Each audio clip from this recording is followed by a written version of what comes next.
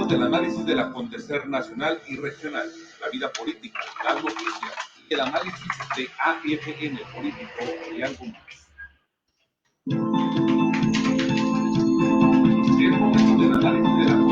Es momento del análisis del acontecer nacional y regional, la vida política, las noticias y el análisis de AFN político y algo más.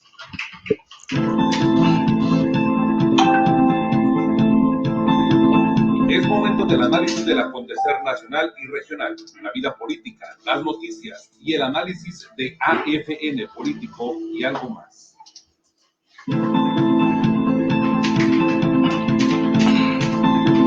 Es momento del análisis del acontecer nacional y regional, la vida política, las noticias y el análisis de AFN político y algo más.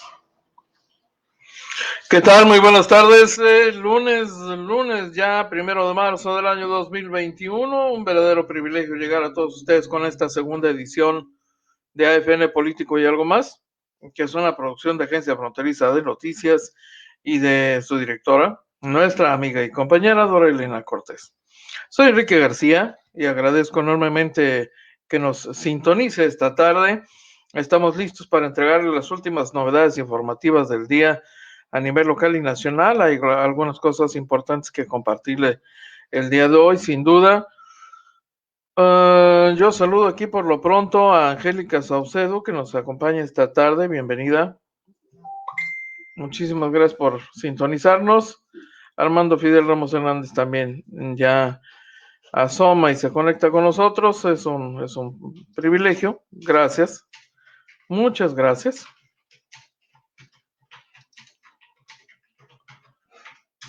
Muy bien. ¿Quién más está por aquí? Olivia Pérez. Bendecida tarde, por supuesto. Un placer, Olivia.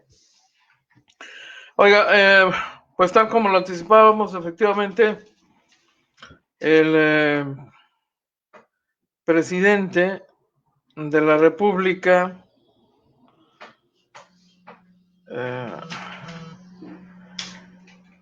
y el presidente de los Estados Unidos habrían platicado finalmente, ¿no?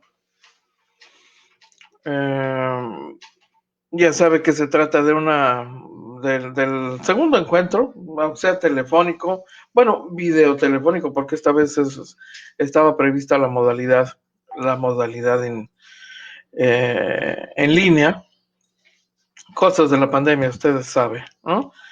Pero mire, el gobierno de los Estados Unidos hizo un anuncio hoy que es muy interesante, que contrasta con lo que algún vocero de la Casa Blanca, algún funcionario de la Casa Blanca señalaba más temprano, antes del encuentro programado entre los dos presidentes, que era la idea de colaborar con México en el tema de la pandemia, el tema de las vacunas. Pero, ¿qué cree?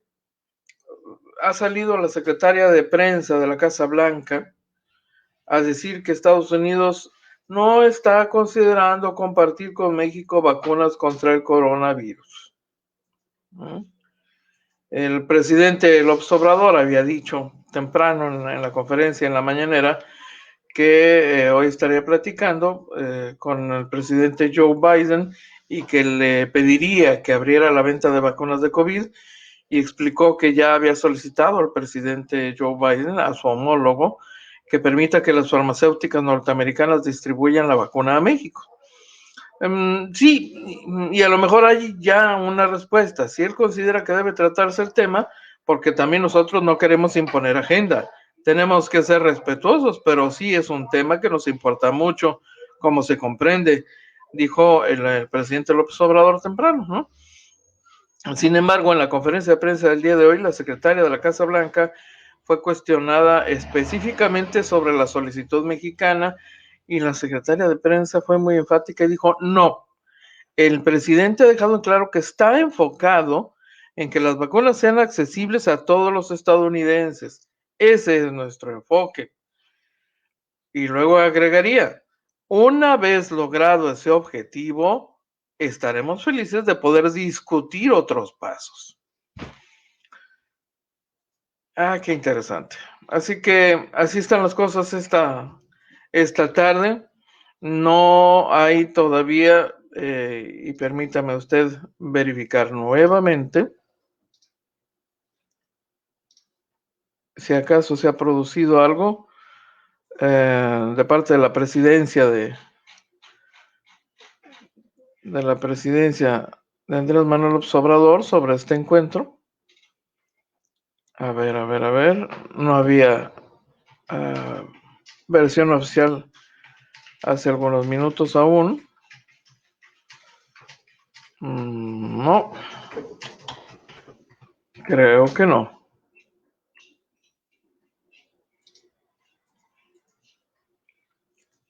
Pues no hay no hay todavía una versión oficial del gobierno del presidente López Obrador sobre esa llamada con el señor Joe Biden. Pero esta declaración que se produce casualmente el día de hoy, más o menos a la hora en que deberían haber ya platicado ambos mandatarios, pues es toda una definición que debe haber producido algo de desilusión en el lado mexicano, toda vez que según las declaraciones previas al gobierno de los Estados Unidos le interesaría muchísimo trabajar con México en una solución al tema de los contagios y las vacunas, pues para agilizar el proceso de reactivación económica, que es tan importante para ambos lados de la frontera. Pero esto, por lo visto, va a tener que esperar. Así que, bueno, qué penita. Desde luego, estamos al pendiente en cuanto se genere información de la presidencia, ya sea de los Estados Unidos o la presidencia de México, sobre esta charla. Se lo vamos a compartir. Eran varios temas importantes que estarían discutiendo los dos mandatarios. Evidentemente, cada quien va a este encuentro con su carta de Santo Claus, ¿no? Y Estados Unidos, más que con su carta de Santo Claus, viene pues considerando el tamaño del vecino, pues viene a cuasi imponer o a buscar la imposición de su agenda, la prosecución de sus intereses, mientras de este lado, evidentemente, el gobierno de México también busca atender y darle causa a sus intereses y preocupaciones en esta agenda compartida, donde los Estados Unidos tiene un interés muy especial, particularmente en el tema de la seguridad nacional, y seguridad nacional entendido no solamente por el tema de orden policíaco, sino por la porosidad del cruce fronterizo a las armas, a la droga y a los migrantes, ¿no? Así que ya puede usted imaginar el tamaño de la agenda que trae el presidente norteamericano que está estrenando administración. Luis Pablo Esparza, bienvenido, buenas tardes. Leti Flores también. Buenas tardes, Leti. Héctor García, gusto de saludarte, Héctor. Juan Cisneros Casillas, saludos desde Lomas, Conjunto Residencial, por supuesto. No quiere compartir, tocayo. Biden no quiere compartir vacunas. Lo dijo la vocera, la secretaria de prensa de la Casa Blanca. Regularmente, casi todos los días hay en la Casa Blanca una conferencia de prensa con o sin presidente. La agenda de Casa Blanca regularmente tiene todos los días un espacio para atención a medios, así como el Departamento de Estado norteamericano. A las 12 de mediodía tiene habitualmente su conferencia de prensa. Y de igual manera, el manejo es finalmente el mismo. Y regularmente llevan funcionarios de la Administración Federal a platicar con los reporteros sobre los temas de agenda o temas específicos que quieren impulsar, y los reporteros pues aprovechan para desahogar el seguimiento de los temas que traen ellos en su agenda.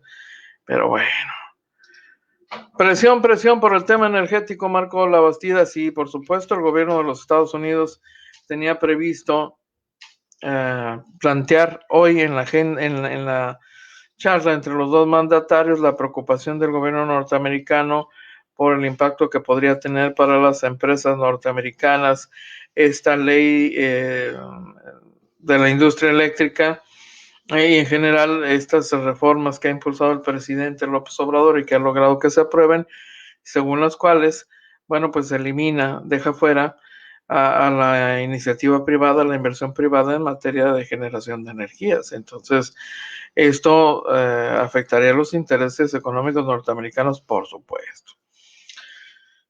Y esto es materia suficiente para que un gobierno meta presión al otro. Sí, por supuesto.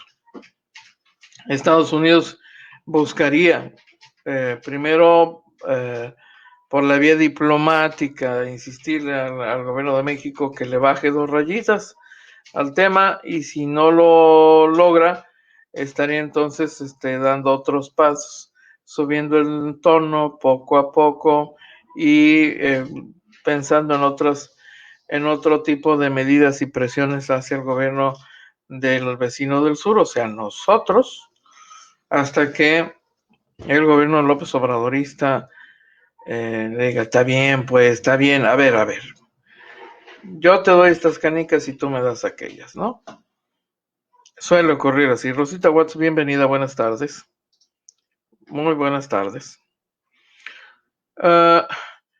Otra de carácter nacional, Francisco Felipe Montero Sánchez, bienvenido, gusto de saludarte, Francisco.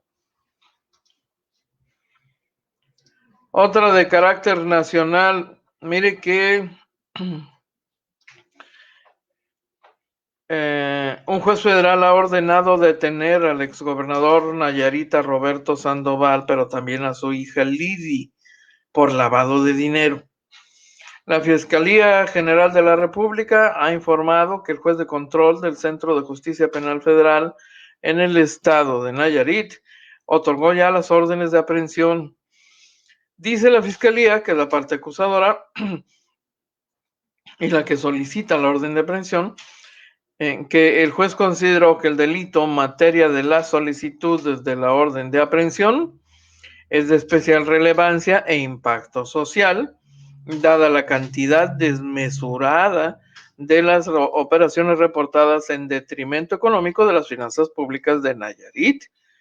Existen, dice la dependencia, datos de prueba, tanto en el fuero común como el federal, de su presunta vinculación con diversas personas que han sido detenidas en un país extranjero por delitos relacionados con la delincuencia organizada. Anunció que buscará la colaboración de la Interpol para emitir la ficha roja para localizar al exgobernador y su hija. De acuerdo con las pesquisas, durante su mandato como gobernador, Nayarita Sandoval Castañeda y el exfiscal Edgar Beitia se relacionaron con actividades ilícitas como el secuestro, extorsión, despojo, robo, amenazas, enriquecimiento ilícito y homicidio. Beitia permanece preso en Estados Unidos desde el año 2017 por sus vínculos con la organización del H2, célula formada con lo que quedó de los hermanos Beltrán Leiva, la misma célula con la que se vinculaba al exsecretario de la Defensa Nacional, el señor Sandoval, exsecretario de la Defensa Nacional con Enrique Peña Nieto. El exmandatario estatal está siendo investigado por posibles vínculos con ese cártel, el cártel Jalisco Nueva Generación y el H2. La hija del gobernador, pues está señalada porque su papá puso a su nombre propiedades para blanquear los fondos con los que fueron adquiridas, pero ya no tenía capacidad económica para cubrir esos gastos, porque en aquel entonces pues era una estudiante universitaria. Se prevé que en estos días la defensa del exgobernador presente un amparo para evitar su captura y la de su hija. Desde 2020, la Unidad de Inteligencia Financiera congeló 6 cuentas de Sandoval Castañeda y hace 2 semanas bloqueó otras 2. Los está dejando sin dinero. Así las cosas.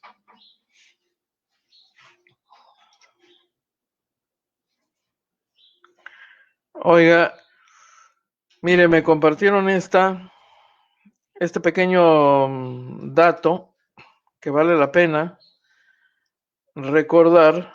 Ya lo habíamos abordado aquí el tema de la cancelación de cuentas de mexicanos, de habitantes de esta frontera en bancos norteamericanos, algo que ha sido con el paso de los años muy usual, un proceso que se anticipa, no será de la noche a la mañana, pero que va a ocurrir. Y entonces nos hicieron favor de compartirnos este dato.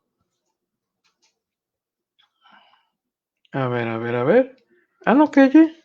No queye. ¿Cómo que no queye? Bueno, a ver. A ver ahora. Dime que no.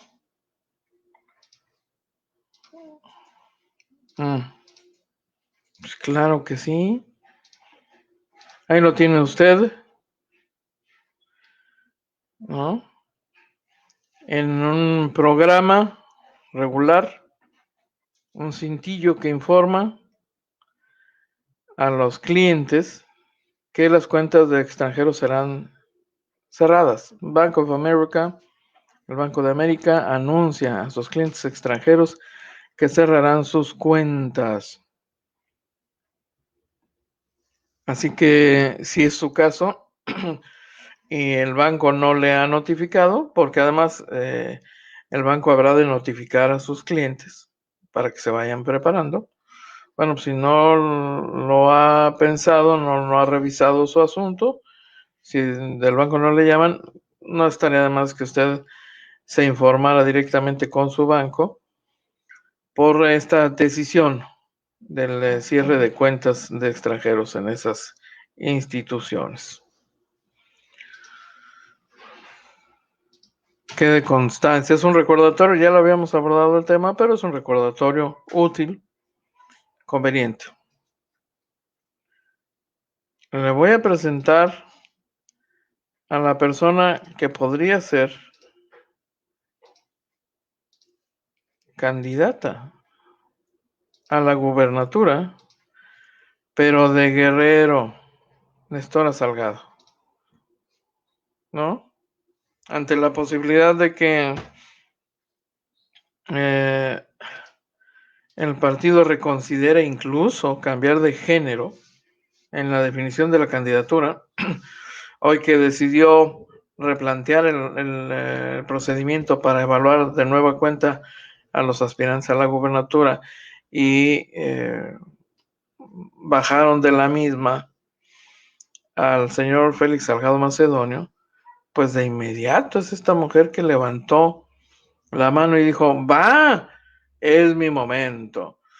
Y esta que es una mujer de armas tomar, le recuerdo, porque perteneció a los grupos de autodefensa. Hay ahí alguna imagen muy emblemática de esta mujer portando un rifle con mira telescópica, un fusil con mira telescópica,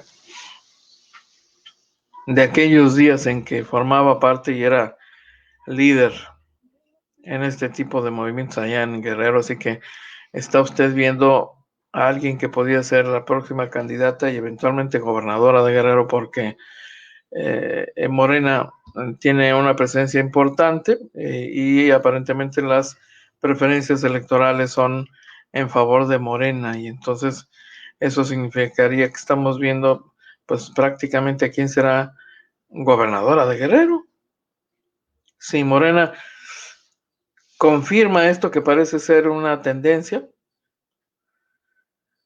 pues la candidatura para el gobierno del estado de Guerrero sería para una mujer y sería muy probablemente para esta mujer que usted ve en pantalla. No quisimos dejar de compartirle la imagen para que se familiarice si no la conoce, si no la ubica.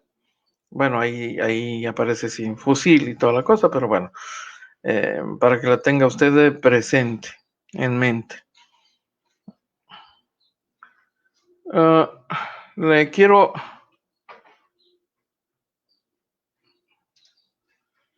Héctor García dice, es otro perfil a revisar ya que está relacionada con asuntos de secuestro. Sí, así como no.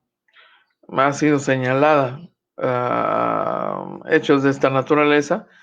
Y en algún momento el propio presidente Andrés Manuel López Obrador salió a defender a esta mujer, ¿no?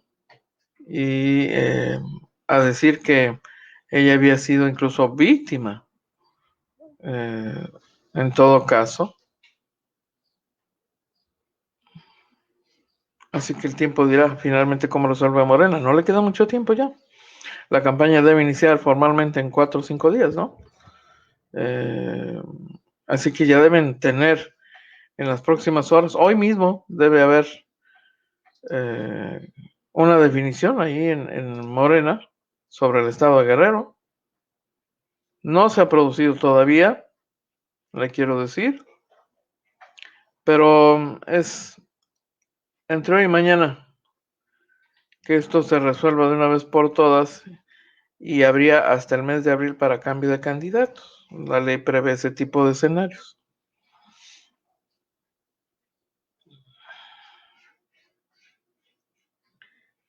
Caray. Un comando arma balacera en hospital y rescata a secuestrador en Puebla, imagínense nada más. Lo típico, ¿no? Detienen a punta de pistola a un secuestrador, le meten algunos tiros, lo llevan al hospital y estando en el hospital llegan sus cómplices y lo liberan. Bueno, ahí está pues el dato, que quede constancia. Rogelio Alejandro Godiño Valenzuela también nos acompaña esta tarde. Bienvenido. Un placer saludar a Rogelio. Mire, permítame compartirle esta información. Tiene que ver con el proceso de vacunación en Baja California.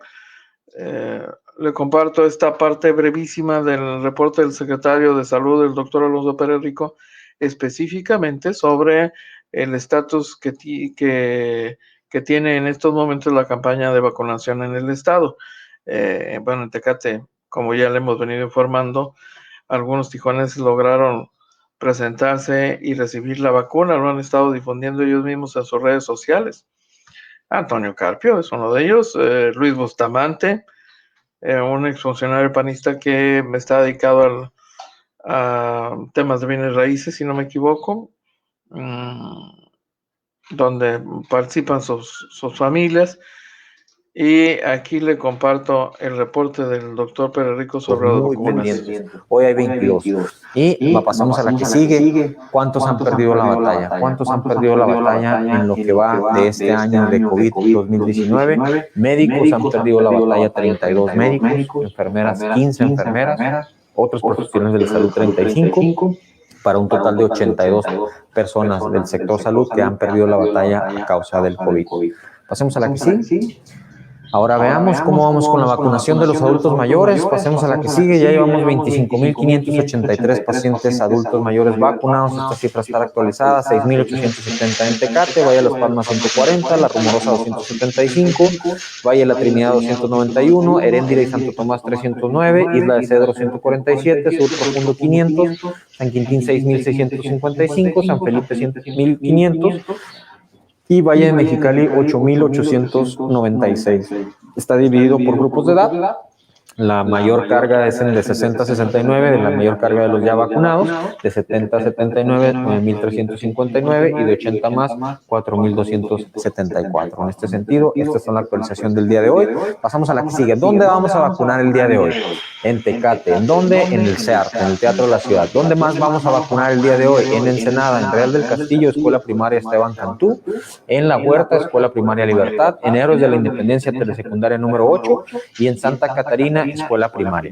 En este sentido les diría lo siguiente: tenemos que vacunar con orden, tenemos que ser corresponsables en nuestro estado y tenemos que actuar como buenos ciudadanos. El escenario de que pacientes o personas de otras ciudades vayan a estos puntos de vacunación para que se vacunen, porque se prevé que no está teniendo la población de estas comunidades de Tecate mucho aforo, no es real. No vayan a vacunarse. Los de Tijuana y Ensenada, Mexicali, no vayan a vacunarse a Tecate. el día de ayer existió una confusión en que se convocó a una colonia que se colindaba entre Tijuana y Tecate y se percibió que se estaba vacunando a la gente de Tijuana en Tecate. Eso no es correcto. Vamos a vacunar y cerrar Tecate. No, por favor, no se arriesguen a ir a Tecate y que los tengamos que regresar porque no son de esas comunidades. Entonces, por lo pronto, no vamos a estar vacunando a personas que no sean de esa comunidad. Esperen un poco, ya vamos a llegar. Ya estamos con Ensenada. Esta semana empezamos con Mexicali. Seguramente a finales de esta semana o principios de la siguiente empezamos con Tijuana y a todos nos van a vacunar en tiempo y forma. Ahorita, por favor, no se precipiten, no se vayan a otros municipios porque no los vamos a poder vacunar, porque estamos precisamente guardando la vacuna para estas comunidades, para cerrar esa comunidad y luego irnos con otra comunidad. Desde el punto de vista epidemiológico, no le quiten la oportunidad a una persona que es de esta comunidad de poderse vacunar ese día. Y la otra, bajo ninguna circunstancia estamos vacunando a personas abajo de 60 años. Todas las vacunas que tenemos acá son de 60 años o más. La única excepción a esa regla es el sector salud. El sector salud de primera línea se vacunaron al que trabaje en las áreas COVID. Pasemos a la que sí. Adicional a la vacuna, tenemos que continuar el distanciamiento social. 4 metros en espacios públicos, 2 metros en espacios sociales. Recuerden, lávense las manos con agua y jabón 20 segundos, alcohol gel al 70%, hagan estornudo en etiqueta. Si tienen signos y síntomas del síndrome de COVID, acudan a su clínica de fiebre y o centro módulos respiratorios del Instituto Mexicano del Seguro Social para que un médico les diga cuál va a ser la conducta, se aíslan o no se aíslan, y siempre traigan su cubrebocas. Este es clave, el cubrebocas ahorita es vida, ya estamos vacunando, estamos bien cerquitas de que lo podamos vacunar a usted. Traiga su cubrebocas, no se lo cuide, no se lo quite, por favor, pasa la que sigue. Y siguiendo esto, por todos en Baja California, el COVID 2019 sigue activo por el bien de todos. Usa tu cubrebocas, por el amor de Dios, y estos son los artistas del día de hoy. Bueno, ahí tiene usted el reporte del doctor Rico sobre el tema de la aplicación de vacunas y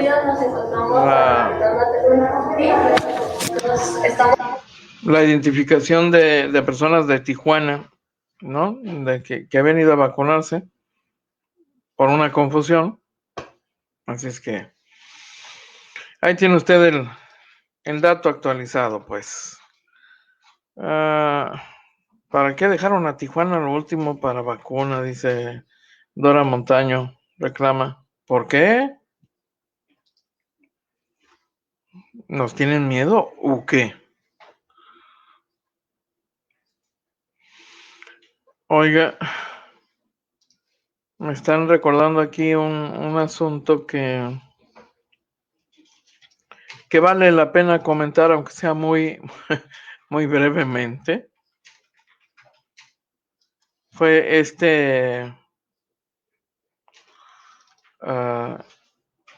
esta sorpresiva aparición en la mañanera del presidente López Obrador de una persona que sale por detrás de la mampara y aborda al presidente.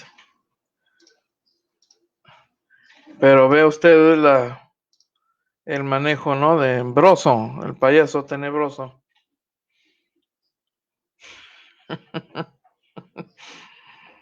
Bueno, son tremendos, ¿eh? Evidentemente es un tema que genera risa, pero el tema de fondo es otro, ¿no? La facilidad es el tema de seguridad del presidente de la República. La pregunta es: ¿quién cuida al presidente de la República? ¿Y qué mecanismos de control tiene? ¿No? Un espontáneo, un hombre que buscaba que el presidente lo apoyara porque según él permaneció preso 2 años de manera injusta porque asegura que le sembraron drogas. Es un desconocido que logra llegar hasta él y hablar con él, con el presidente, un hombre de 32 años, que sin ningún problema subió al templete de la mañanera y que pone, por supuesto, en entredicho los mecanismos de seguridad en torno a la figura del presidente.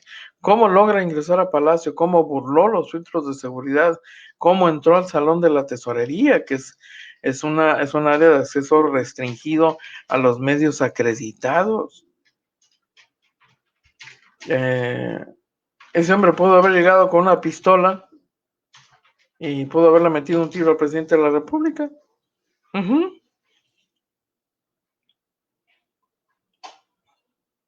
Y esto se lo comparto porque no es la primera vez que al sitio se cuelan algunas personas, incluso haciéndose pasar por periodistas. Entonces, en este caso no pasó a mayores, no hubo ningún incidente. Pero, pues es inevitable que esto haga pensar que con mucha facilidad el presidente de la República puede ser incluso asesinado. Y no es una exageración. Estaba hablando Ricardo Sheffield Padilla, que es el titular de la Procuraduría Federal del Consumidor. Él presentaba su reporte de todos los lunes sobre quién en los precios de los combustibles, cuando de pronto este hombre joven entra detrás de la mampara para hablar con el presidente, y el presidente dialoga con él algunos segundos, ¿no? Aparentemente una relación cordial, sin complicación. El hombre se retiró de inmediato,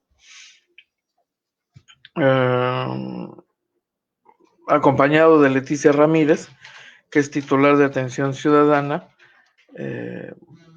y listo, no quedó más que en un pequeño incidente. Pero ¿y el tema de la seguridad? ¿En qué queda? La pregunta es ¿cómo entró? ¿Cómo burló los filtros de seguridad?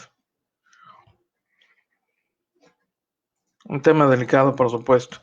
No es la primera vez que el tema de la seguridad del presidente es un tema que se coloca sobre la mesa, porque finalmente el primer mandatario ha insistido, ya lo sabe usted, lo conoce, es su discurso desde la campaña, ¿no? Que él, en el sentido de que él se arropa con entera confianza en los brazos de la gente y que tiene confianza de que nada le va a pasar. Pues yo no sé qué tan profunda es esa confianza del presidente de la República, qué tan real es, si de verdad cree en eso, pero con independencia de su creencia personal. Lo cierto es que cualquier mandatario requiere necesaria y forzosamente de un mecanismo mínimo de seguridad personal, porque no se trata del barrendero de la esquina, con todo respeto para el barrendero de la esquina. El barrendero de la esquina tiene dos preocupaciones: hacer su trabajo y cumplirlo a cabalidad, y la otra, pues pensar en la seguridad de su familia, ¿no? Aquí, de quien estamos hablando, es el hombre que tiene la responsabilidad constitucional de garantizar seguridad y garantizar muchas cosas más a los mexicanos. En sus manos están estas responsabilidades tan serias, y su vida su integridad se convierte en un tema de seguridad nacional. Pero pues bueno, ahí está, ¿no? Qué cosas. Antonio Carpio, Norma Martín, seguridad patito, dice Norma Martín. Pues hay algo de eso. Qué mello, pero convirtieron en siervos de la nación al Estado Mayor Presidencial. No, ni siquiera eso, los hicieron a un lado, ¿no? La vulnerabilidad del presidente es clarísima. Voy a una pausa brevísima y no tardo en regresar.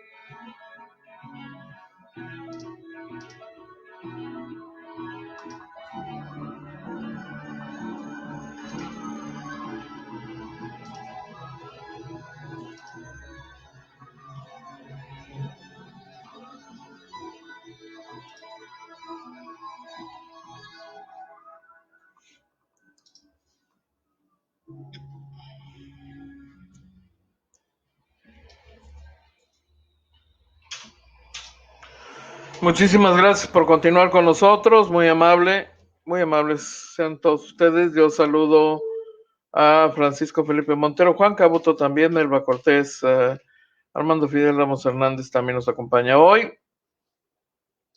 Muchísimas gracias.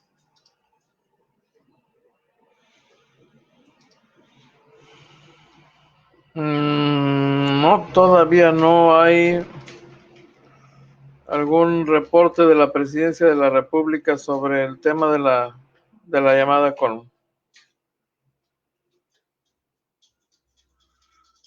su homólogo norteamericano.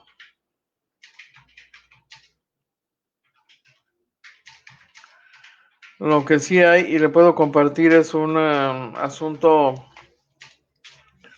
de violencia que se ha presentado en San Luis Potosí. Fíjese que el presidente de la Confederación Patronal de la República Mexicana en San Luis Potosí fue atacado a tiros, según lo ha confirmado la Fiscalía General del Estado. En un comunicado, la dependencia dijo que esta tarde, al filo de las 2 de la tarde, se reportó a los sistemas de emergencia que una persona había sido herida con arma de fuego en la avenida Potosí, en la colonia Lomas. La víctima fue trasladada por sus propios medios a un hospital para recibir atención médica y se está a la espera de su diagnóstico, es lo que dice la Fiscalía. La dependencia añadió que la Policía de Investigación comenzó con las diligencias para identificar a los responsables de la agresión, mientras el área de servicios periciales trabaja en la escena para recolectar indicios de lo ocurrido. Es un asunto que está todavía en proceso. Usted puede imaginar lo que esto significa, además, en pleno proceso electoral.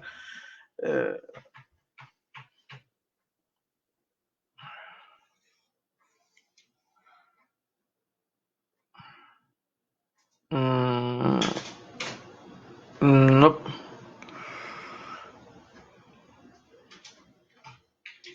Parecía que teníamos algún avance en este incidente, no es así todavía. Ese es el dato más actualizado. Julio César Galindo Pérez es la víctima del atentado. No hay más información todavía. Sobre lo que sí hay información es el proceso de comparecencia de los funcionarios de la Auditoría Superior de la Federación ante la Cámara de Diputados, que como ustedes saben fueron citados para explicar la forma en que elaboraron el reporte presentado hace ya más de una semana, que tanto molestó al presidente de la República, Andrés Manuel López Obrador, y donde David Colmenares, el titular, pues fue señalado por el propio mandatario. Bueno, pues es el responsable, ¿no?, de la institución. Y efectivamente, le comparto este dato. A ver. Es más concretamente la comparecencia del auditor especial de cumplimiento financiero de la dependencia. Es uno de los corresponsables de ese reporte. Gerardo Lozano Dubernard es el auditor especial y este hombre en su comparecencia informó que en toda la fiscalización que se ha hecho de la construcción del aeropuerto de Texcoco se han presentado 84 denuncias de hechos por 14,789 millones de pesos por posible daño al erario. Al comparecer ante la Comisión de Vigilancia de la Cámara de Diputados, Gerardo Lozano Dubernard se quejó que en la pasada administración de la Auditoría Superior de la Federación, a cargo de Juan Manuel Portal, no determinó ningún daño al erario por la compra de la planta de agronitrogenados ni de las acciones del Grupo Fertinal.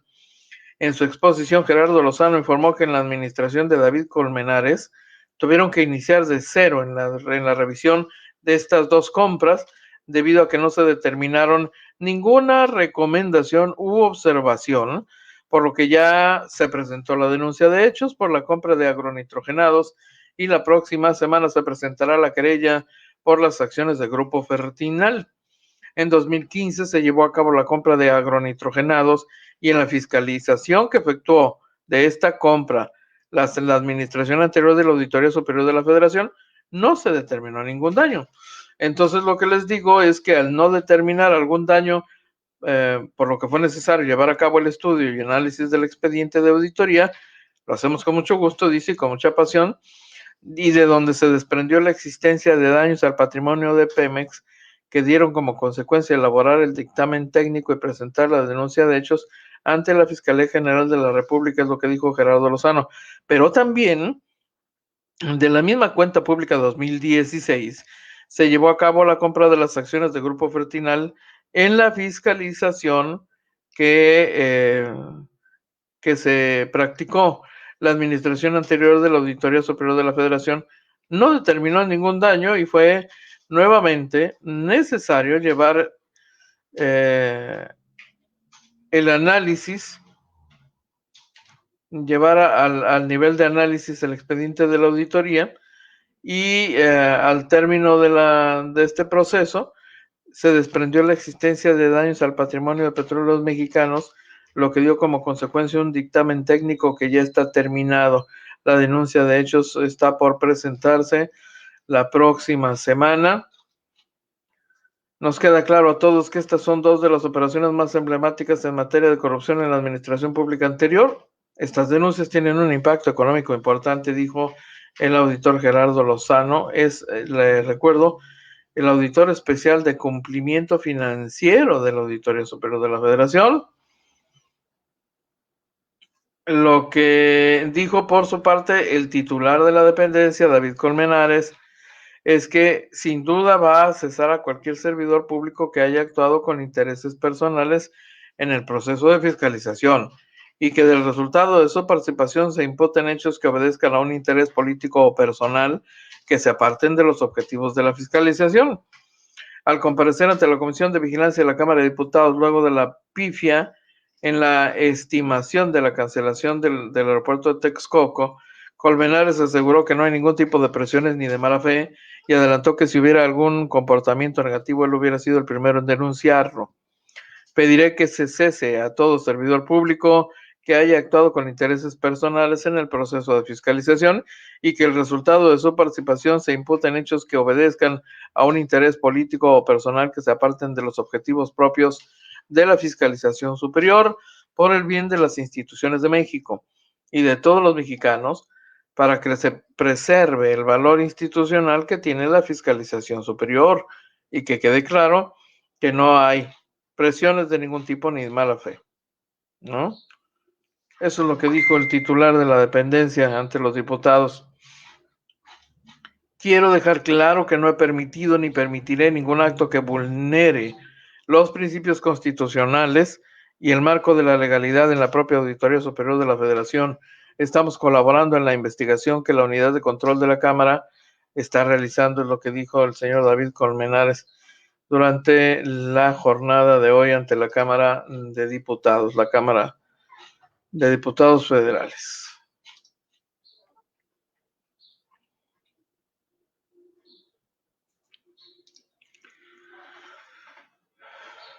Y cuando viene a Baja California ni los reporteros se le pueden acercar, dice Luis Pablo Esparza. Sí.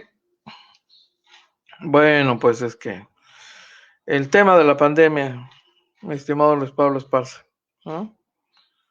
El tema de la pandemia complicó mucho las cosas y bueno, ha sido pretexto ideal, ¿no?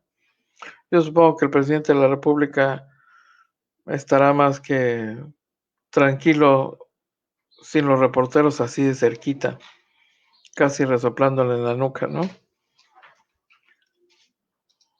Suele ocurrir. Hoy que está enyerbado el señor presidente y que agarra parejo contra los medios de comunicación, seguramente debe resultarle más práctico y más agradable no tener que lidiar con los reporteros, ni tener que soportar sus preguntas, en todo caso, así de lejecitos y atrás de la raya, ¿no? Hoy está su esposa, la agarra contra la prensa y recién ha tenido una intervención, pero brutal y demoledora contra los medios de comunicación en el aniversario luctuoso de Francisco I. Madero, donde su intervención fue exclusivamente para referirse a la prensa y hablar de su perversidad y de toda una serie de defectos que colocan a la prensa casi como el asesino de Madero, ¿no? No sé si tuvo usted la oportunidad de verlo, pero se sirve, la esposa del presidente de la República, se sirve de algún fragmento de la historia para contar, en todo caso, la versión de alguien de la época, ¿no? o poco después, en un seguimiento histórico, en un repaso histórico. Esa es la parte que más le gustó para referirla en el aniversario, en la ceremonia del aniversario. ¿Qué documento ese? En serio.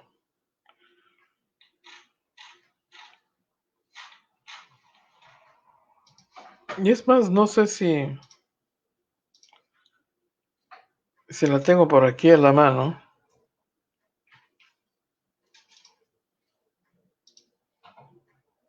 Ahora verá. Interesante.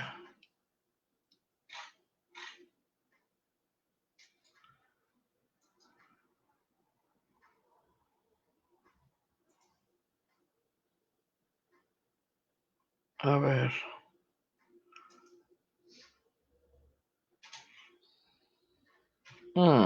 Pensé que la tenía aquí a la mano.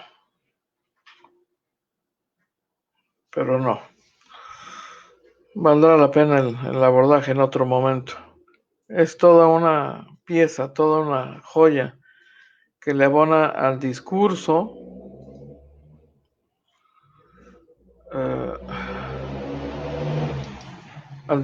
presidencial contra los medios de comunicación. Mírenle, a ver. Lo que creo que sí le puedo compartir es este momento cuando el espontáneo llega hasta el presidente de la República y pone en jaque al personal de seguridad, ¿no? G500 en Mujica, Michoacán, lo tiene a 23 pesos por litro, con un margen de 3 pesos 27 centavos, mientras que franquicia Pemex, con un margen de 22 centavos en Unión de Isidoro Montes de Oca, en Guerrero, lo tiene a 20 pesos con 19 centavos. Las tres marcas con el promedio de combustible más caro es Redco, Chevron y Fullgas, mientras que las tres más económicas es ExxonMobil, G500 y Orsan. Con corte al día 25 de febrero, tenemos el precio de la mezcla mexicana de petróleo es 62 dólares con 23 centavos. Hace un año, en febrero del 2020, la misma mezcla de petróleo estaba en 45 dólares con 44 mejor dicho, la persona que abordó al presidente de la República. Pero ve usted la facilidad con que llega Montes de Oca, en Guertavos, y agarra al mientras presidente, que con un margen de 3 pesos 27 centavos, mientras que franquicia Pemex con un margen de 22 centavos en Unión de Isidoro Montes de Oca. Bueno, pues ahí está la joyita, ¿no?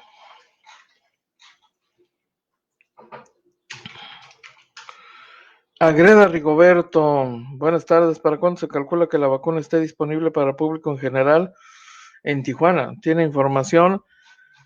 Lo que ha dicho el secretario de Salud del Estado, la vacuna estará disponible en los próximos días. Esta misma semana debe estar ya disponible para empezar su aplicación en Tijuana. Le tocó a Tecate hoy. Ensenada está en el proceso. Están terminando la vacunación en las áreas más alejadas de Mexicali, San Quintín, San Felipe, Tecate, la zona del Hongo, La Rumorosa, que son las partes más lejanas y muy avanzada, por lo menos esa población. Así que pues nos tocará en Tijuana tentativamente a fines de semana, una parte más. Debe estar llegando un nuevo cargamento de vacunas el miércoles para proseguir con la vacunación a personas adultos mayores, ¿no? Falta todavía una cantidad importante. Las autoridades han identificado más o menos a una población de 370,000 adultos mayores en el estado. Entonces, se va a llevar todo este mes poder cubrir a 370,000 adultos mayores. Apenas se llevaban, ¿qué? 25,000 y fracción el total de vacunas aplicadas, así que bueno, ese es el panorama. Pero el caso de Tecate, en las últimas horas sí fue un tema muy significativo porque en verdad los tijuanenses saturaron el módulo de vacunación en Tecate, provocando que Alonso Pérez Rico esta mañana dijera, oiga, por favor, ya no vengan de Tijuana, ¿no? Hubo una confusión ahí y esto obligó a las autoridades a trasladar más dosis allá a Tecate debido a la alta demanda. Esta situación no se va a permitir de nueva cuenta, es lo que dijo hoy el doctor Pérez Rico, se va a negar y dice que es falsa la versión de que los tecatenses no respondieron al llamado que se les hizo para acudir al teatro de la ciudad y esto habría abierto ahí un nicho de oportunidad para que los tijuanenses se presentaran en Tecate. No, bueno. Pero ya nomás los que alcanzaron a vacunarse en Tecate todavía el día de hoy, ya lo lograron, pero se cierran las puertas en Tecate. Que quede constancia.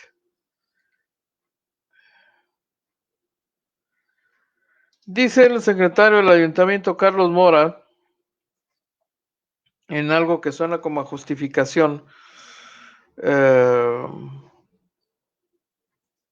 para la remoción de la biblioteca Benito Juárez, que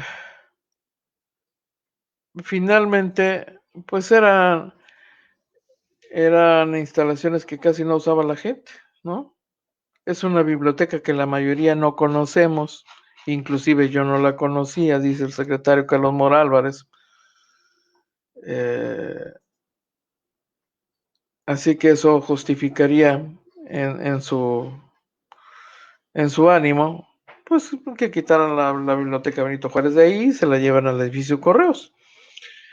Carlos Mora habló como invitado del grupo Minarete y ahí defendió la decisión de reubicar la biblioteca de la zona Río al edificio de Correos, ahí en la calle 11 y avenida Negrete, y destacó que las oficinas gubernamentales del centro de gobierno eran subutilizadas. Por eso es plausible, dijo, la donación de las mismas a la UABC, así como la reubicación de la biblioteca.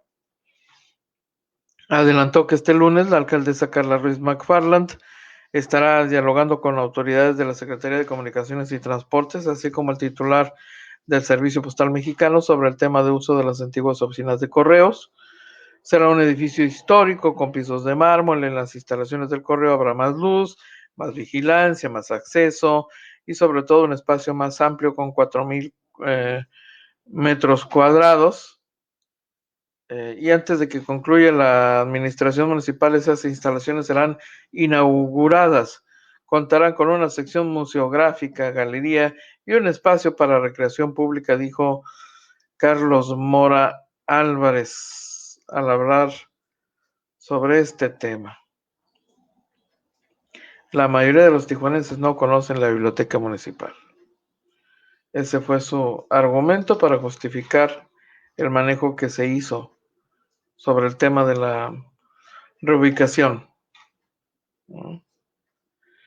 Oiga, le comparto otra información. Esta tiene que ver con el proceso interno que ha estado viviendo el Partido de Acción Nacional para la definición de candidatos a regidores. Por ejemplo,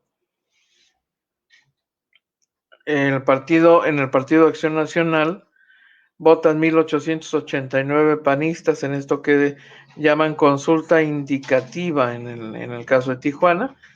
Es el total de personas que participaron en ese proceso para elegir a candidatos a diputados y regidores.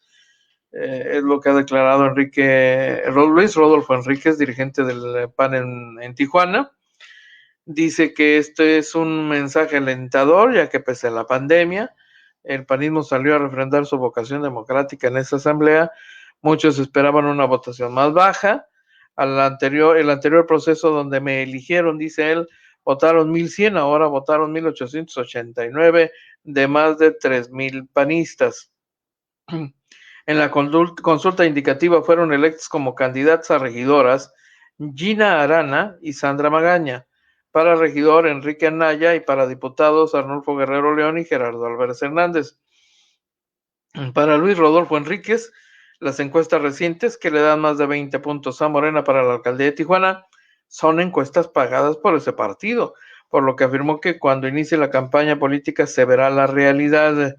La realidad es que los tijuanenses ya confirmaron que Morena en el gobierno es un fracaso, con los índices de homicidios a la alza, la inseguridad en las colonias y el uso maquiavélico de los programas sociales, es lo que declaró Luis Rodolfo Enríquez, presidente del Comité Municipal del Partido Acción Nacional.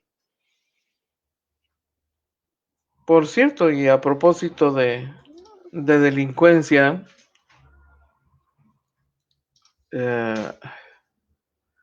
permítame ver si le puedo ofrecer este dato actualizado. A ver.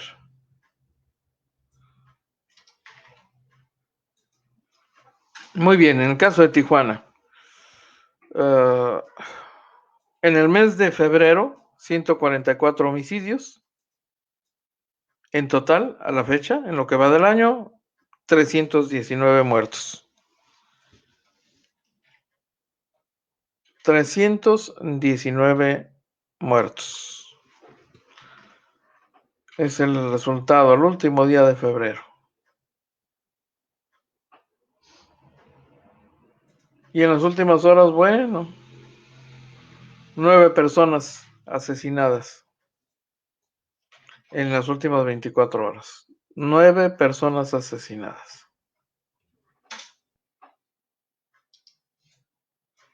Que es algo de lo que también le estamos ofreciendo en el portal el día de hoy.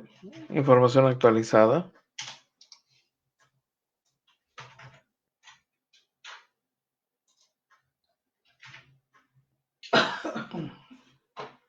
Muy bien. Aquí saludo a Enrique Hernández. Dice, ese incidente del presidente también no lo debemos descartar como victimización. Puede ser un control de daños, ya que ayer en avión recibió un insulto que no se puede decir, pero está relacionado con el nombre de su rancho. Sí, lo mandaron a su rancho. En un vuelo comercial, 4 o 5 pasajeros lo comenzaron a insultar. El presidente de la República hizo mutis, ¿no? No dijo nada, simplemente se retiró, pero es un indicador muy interesante del desgaste comprensible que tiene cualquier gobierno, sobre todo en la proporción de la expectativa que puede generar un gobierno. Y el hoy presidente Andrés Manuel López Obrador generó expectativas muy altas, demasiadas expectativas, difíciles de cumplir, lo que abriría eventualmente una brecha más grande en comparación de otros gobiernos donde los presidentes hacen promesas y generan una expectativa, pero un poco más razonable, ¿no? Y el gobierno del presidente López Obrador se ha caracterizado por justamente lo contrario, por generar altísimas expectativas que pueden ser difíciles de concretar. Creo que ya hemos tenido oportunidad de verlo en 2 años de gobierno. Pues es comprensible. Hay gente que se siente desencantada del presidente de la República.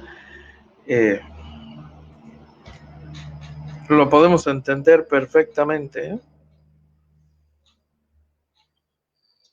La mayoría de la gente no lee, pero yo leí el Código Hammurabi, un libro que los políticos deberían leer, dice Francisco Felipe Montero.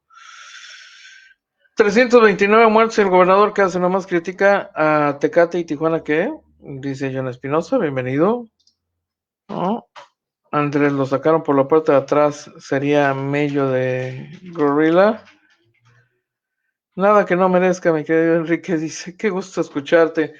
Alicia, hombre, qué gusto saludarte. Alicia Huerta, es la primera vez que nos acompaña, creo. Una compañera de medios de comunicación. Siempre, me da mucho gusto saludarte, Alicia. Mire, a propósito de lo que le comparto, y yo sé que ya nos excedimos en el reloj, pero esto a propósito de las expectativas que generan los políticos, sobre todo, creo que el caso más emblemático, pues es el caso del presidente López Obrador. Vea usted este comparativo, ¿no? Este hombre no puede ser más, digo, no puede haber más zapatista que este hombre, descendiente de Emiliano Zapata. ¿Ve usted esto? El pueblo de México y los zapatistas estamos con usted. Cuente con nosotros, señor presidente, no está solo. Somos millones de mexicanos en contra de unos cuantos miserables. Mi general Emiliano Zapata Salazar, recordamos que el 6 de diciembre de 1914 estuviste en este lugar, en este Palacio Nacional, tomando el poder de manera simbólica. Te recordamos por tu generosidad al rechazo, sentarte en la silla presidencial que te propuso el general Francisco Villa. Y le contestaste, gracias mi general Villa, pero yo no me puedo sentar en esa silla porque está embrujada y quien se sienta ahí pierde la razón y pierde el sentido de quién lo trajo aquí. Jorge Zapata González, nieto de nuestro general Emiliano Zapata Salazar. 30 millones de votos le dieron el poder para poder llegar a ser el mejor presidente del país. Sin embargo, por las acciones que ha tomado y que ha efectuado, es el peor presidente, y en 2 años que tiene de gobierno, lo podemos decir abiertamente, es el peor presidente que ha tenido. Bueno, pues ahí tiene usted, ¿no? A propósito de expectativas no cumplidas. El presidente de la República o su administración o sus defensores y seguidores podrán decir lo que quieran, pero ese hombre que votó a favor de y que impulsó el proyecto del presidente López Obrador tiene elementos, cualquiera que estos sean, tiene sus elementos para arribar a esa conclusión, ¿no? Lo que él acaba de decir ahorita. Bueno, como él, pues muchos más, ¿no? Así que ese es el asunto de las expectativas difíciles de cumplir, ¿no? Alicia, no es la primera, pero siempre me da pena comentar, no me gusta llamar la atención, ya sabes cómo soy yo de discreta. Ya sé, Licha. Saludos. Bueno, pues ahí tiene usted. Oiga, ya es hora de retirarnos. Yo le agradezco enormemente su sintonía para esta edición. Le reitero la invitación a que nos acompañe, si le es posible, hoy a las 9 de la noche en la edición nocturna. Los reporteros del barrio también salen de noche. Y le recuerdo también que en punto de las 3 de la tarde, en la opción de televisión por cable, canal 73 de CNR estatal, Agencia Fronteriza de Noticias está presente. En esa plataforma que lleva nuestra señal, surgida aquí en Tijuana, pues al resto del estado, hasta San Luis Río Colorado, Yuma, Arizona y lugares circunvecinos. Que tenga usted una tarde excelente. Nos vemos por la noche. Cuídese, pásela muy, pero muy bien. Y es todo por hoy. Lo invitamos para que nos siga de lunes a viernes, de 12 a 1 de la tarde por este canal. Agencia Fronteriza de Noticias es el portal de noticias más influyente y que sí se